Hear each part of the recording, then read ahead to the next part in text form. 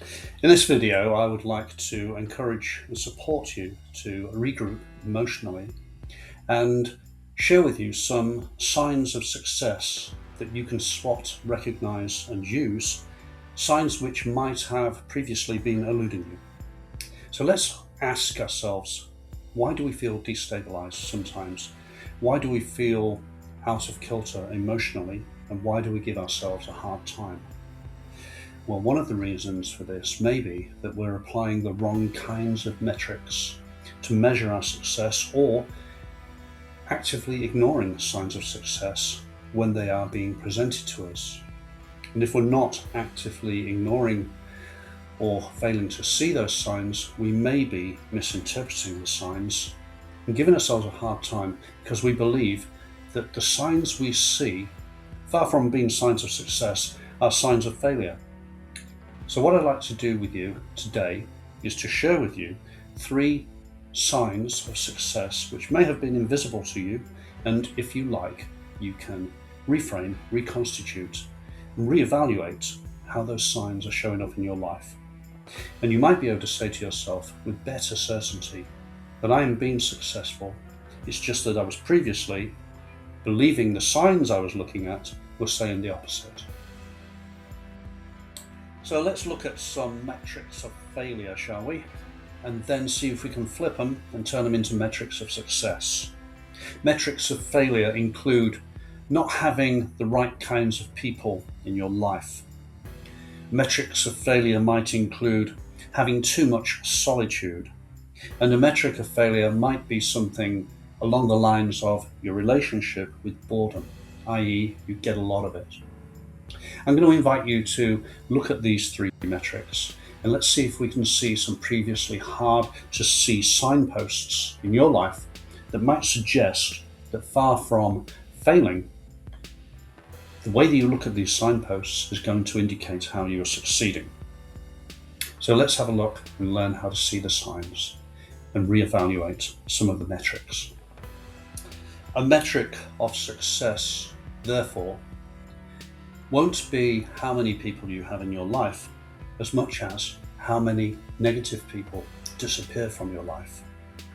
Negative people will simply disappear from your arena and your life as you become more positive.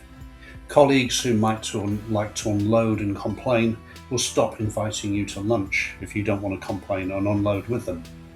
You may have friends who bonded over common adversities which have turned out to be storms in a teacup. You don't want to participate anymore, those friends will disappear. And also, you might find a reduction or a lack of traction in your online presence simply because you're not attracting people who love to complain. So in short, one of the metrics of success that you can look for, one of the signposts of your success in life, is literally a reduced number of negative people in your life. Doesn't that sound like a better way forward? Instead of craving the attention of people who are going to bring you down by sharing in their negativity, because you are holding a better frame, a more positive frame, and you are focused on what you need to achieve, you're going to be like kryptonite to those people. And that, my friend, is a wonderful thing.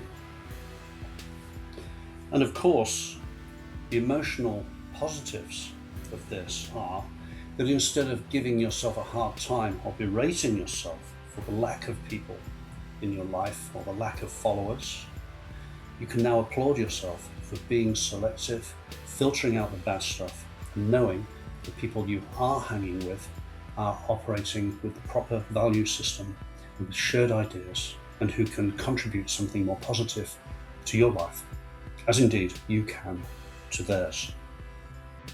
The next invisible signpost of success is how you can enjoy, appreciate, and value your own company.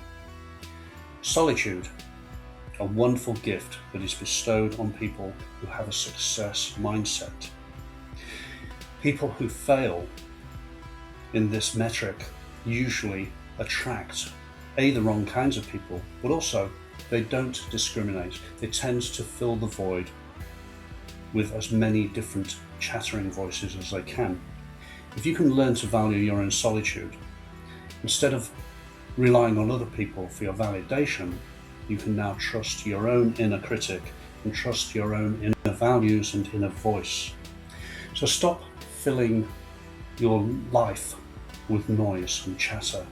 Start to regard your solitude and your alone time as a valuable asset. And once you recognize that your solitude is a valuable asset, you can now see one of those previously invisible signposts of success. You can stand your own company, you can stand in your own frame, and you can stand reliant on your own ability to overcome issues which lesser people might fold under. So turning down social plans because you've got more important things to do is not a sign of an inadequate person. It is a sign of somebody who knows the value of their own time and who is dedicated to getting things done. Valuing your solitude, therefore, is one of those previously invisible signs of your success. A third invisible or previously invisible sign of success is how you evaluate your relationship with boredom. An unsuccessful person will uncritically experience boredom for much of their time. They will try to overcome boredom by engaging in distractions, by filling it with empty chatter, and by essentially giving themselves a hard time, feeling always insecure, feeling always like there's more to do if only they could think what it was. A successful person sees boredom more as a signal that there is space available to get something useful done. So instead of rolling over, instead of succumbing to boredom, one of the signs of success is that you will see boredom as a signal that something has to be changed and there are things to do, and you can't afford to waste your time sitting around wondering what to do next.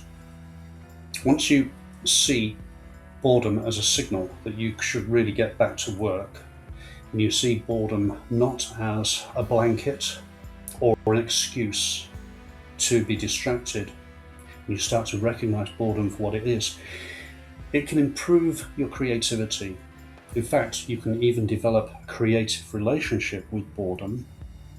And by that I mean, when you see boredom approaching, you can simply flip that around and turn it into the fuel that you require to get things done. So I advise you to reconsider your relationship with boredom. See it as an unnecessary addition to your life, but also see that its presence can be a great signal and a great way to propel you forward into better things when it threatens to rear its ugly head. So let's recap on the notion of emotional regulation and stability. When we are unregulated and unstable emotionally, often it's because we're seeking and applying the wrong kinds of metric for success. Instead of relying on the noise of other people, a better metric for success is to rely on the quality interactions with a smaller number of people. Instead of giving ourselves a hard time for being alone, a metric for success is to value our alone time and use it as the time necessary to get things done. And instead of succumbing to boredom and feeling that a life of dopamine-addled distraction is a positive life, a better metric of success is to notice boredom when it's coming and then do things creative to stop it from overtaking you. Once you start to recognize these three previously invisible signposts of success, you will put yourself in a better place emotionally, and you will be able to see that far from having to give yourself a hard time for some of the things that are going on in your life, you should really be patting yourself on the back and giving yourself a round of applause. Thank you, fellow seeker, for listening and watching so far. And I would like to leave you with one final thought, and that is, Whatever it is you dare to do or dream, begin it now.